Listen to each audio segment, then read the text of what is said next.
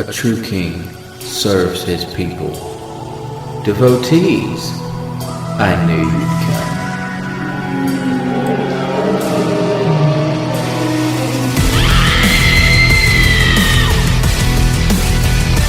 Leowolf TV.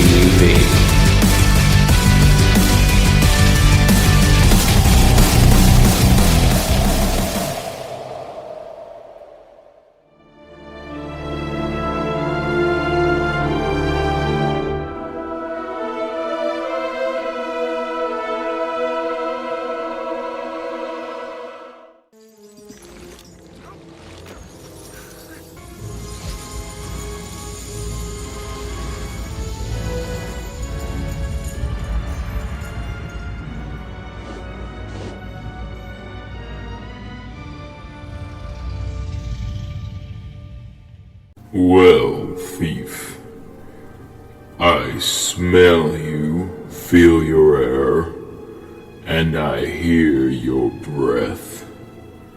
Come along now, help yourself again, there's plenty to spare.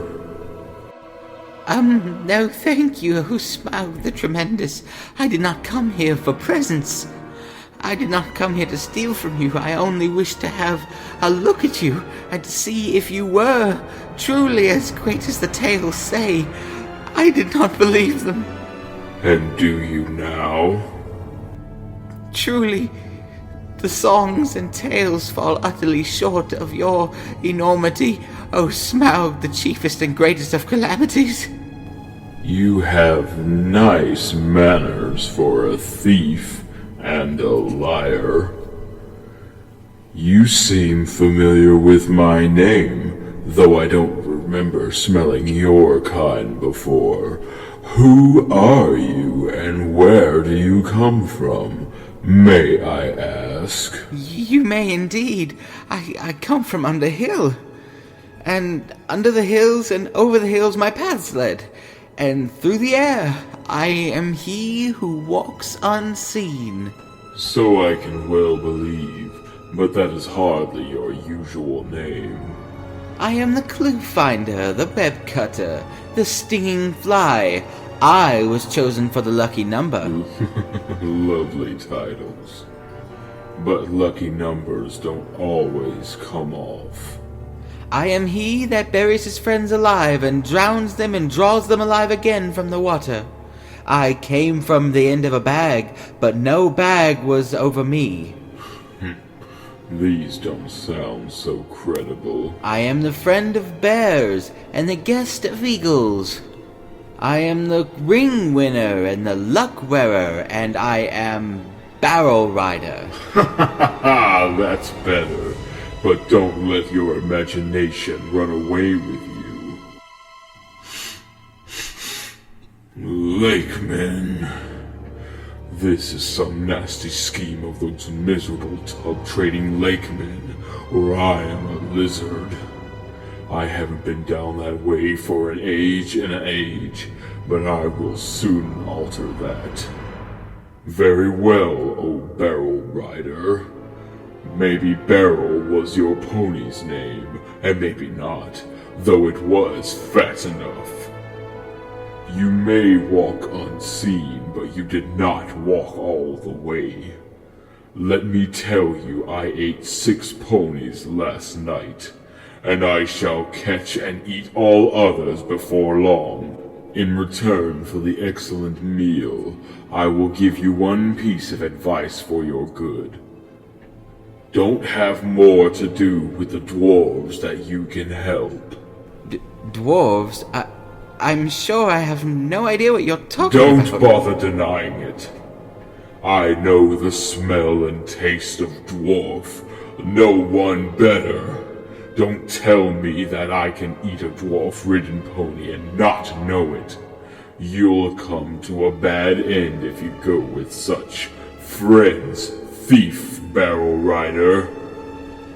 I don't mind if you go back and tell them so from me. I suppose you got a fair price for that cup you stole last night. Come now, did you? Yes, well, you see about that. Nothing at all? Well, that's just like them. And I suppose they're all skulking outside, and your job is to do all the dangerous work and get what you can when I'm not looking for them. And you will get a fair share. Don't you believe it? If you get off alive, you will be lucky. Wait! You don't know everything. Oh, Smaug the Mighty, it wasn't gold alone that brought us here. You admit the us. Why not say us 14 and be done with it, Mr. Lucky Number? I am pleased to hear that you had other business in these parts besides my gold. In that case, you may, perhaps, not altogether waste your time. What do you mean, waste my time? I don't know if it has occurred to you, but even if you stole all the gold bit by bit, a matter of 100 years or so, you could not get it very far. Not much use on the mountainside, I imagine. Not much use in the forest. Have you never thought of that catch? A 14th share, I suppose, or something like it. Those were the terms, weren't they? But what about delivery? What about cartage? What about armed guards and tolls? I tell you that gold was only an afterthought with us.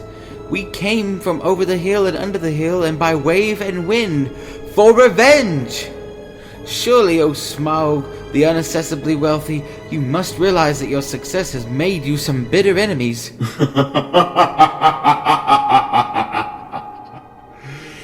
Revenge? Revenge? The king from under the mountain is dead. And where are his kin that dare seek revenge? Girion, Lord of Dale, is dead, and I have eaten his people like a wolf among sheep.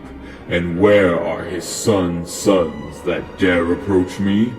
I kill when I wish, and none dare resist. I laid low the warriors of old, and their like is not in the world today. Then I was but a young tender, now I am old and strong. Strong, strong thief in the shadows. My armor is like 10-fold shields, my teeth are swords, my claws are spears, the shock of my tail, a thunderbolt. My wings are hurricanes, and my breath, death. I have always understood it that dragons were soft, vulnerable, underneath, especially in the region of the chest. But doubtless one so fortified has thought of that. Your information is antiquated. I am armored above and below with iron scales and hard gems. No blade can pierce me. I might have guessed it. Truly there can nowhere be found the equal to Lord Smaug the Impenetrable. What magnificence to possess a waistcoat of fine diamonds! Yes, it is rare and wonderful indeed. Look, what do you say to that, Barrel Rider? Dazzling! Marvelous! Perfect! Flawless! Staggering! Old fool, well, there's a large patch in the hollow of your left breast as bare as a snail out of its shell. Well, I really must not detain your magnificence any further, or keep you from your much-needed rest.